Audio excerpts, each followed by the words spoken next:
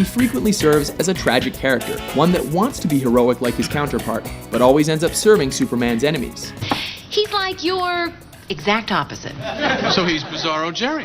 The Democrats, may regret rushing so quickly into a formal impeachment investigation on the Ukraine matter before they know all the facts. Bizarro Jerry? Yeah, like Bizarro Superman. Superman's exact opposite.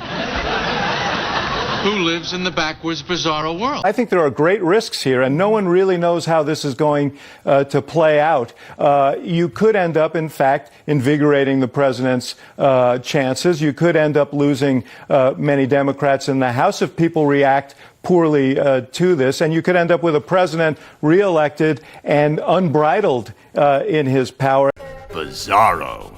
Nancy Pelosi, at the beginning of this press conference, tried to talk about her agenda. It would not take questions for several minutes about impeachment because it overshadows what they're trying to sell the public. And as she noted, this is very divisive and does not play particularly well with some Democrats who are in tough re-election races. So they do want to wrap this up quickly. So if the White House doesn't comply, they'll say this could be one reason to impeach, and then they hope to wrap it up in a matter of weeks, Kate.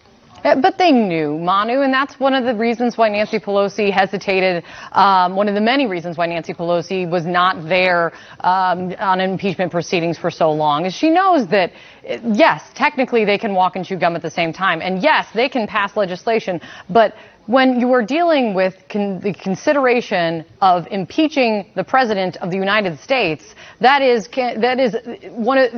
one of the most serious questions that can be considered by the House of Representatives. Of course, it's going to overshadow any other agenda item. Up is down, down is up. He says hello when he leaves, goodbye when he arrives. Yet, we have reporting that Democrats in districts that Trump won are getting an earful when they've been on recess and they're having these town hall meetings and people are yelling at them about starting an impeachment inquiry. A wild imitation of earthly civilization, where everything is the opposite of things we know.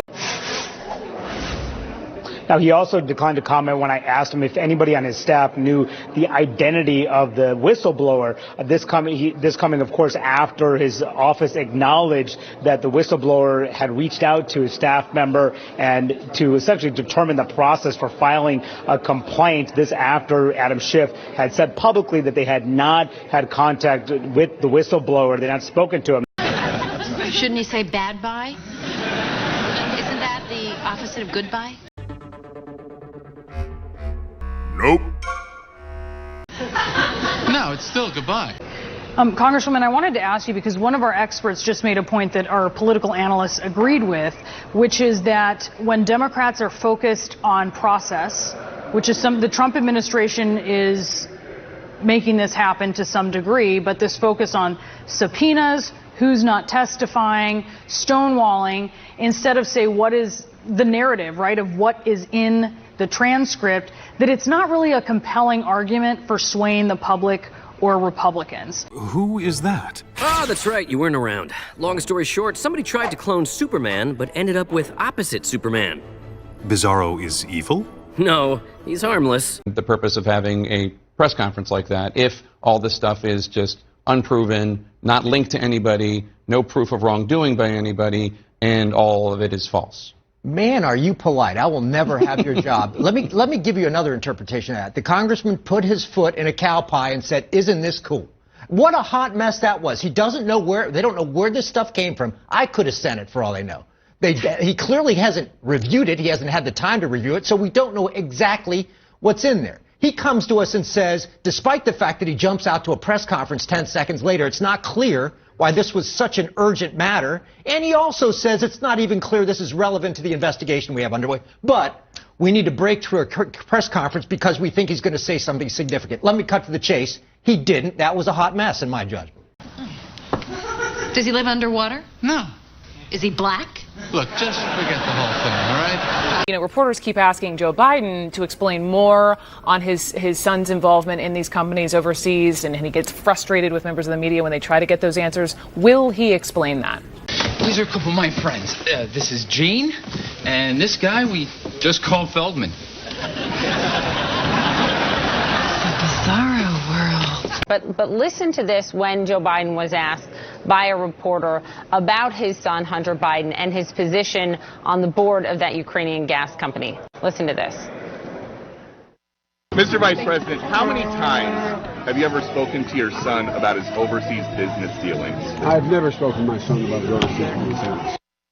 He says never. And then the New Yorker piece from this summer in July quotes Hunter Biden as saying, saying his father and he did discuss that company and said, Dad said, quote, I hope you know what you're doing. I said, I do.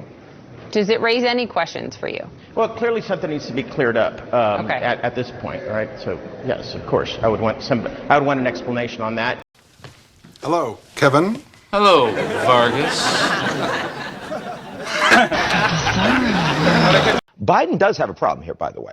I mean, I have to say, $50,000 a month for Hunter Biden, clearly to be selling influence, because otherwise no one would ever pay him that kind of money for a company that, frankly, was pretty corrupt and has been before and has been since under And is that Joe Biden's fault or problem? No, but it's hard to imagine Joe Biden wasn't aware of it. And I think that I expect that President Obama, if he had known about the reality of this situation, would have probably told Biden, get rid of this. Like, we shouldn't have your son working in this situation. That would have cost him something. And I feel like even if maybe Biden wasn't aware, but Biden should have been aware that that would cause an issue.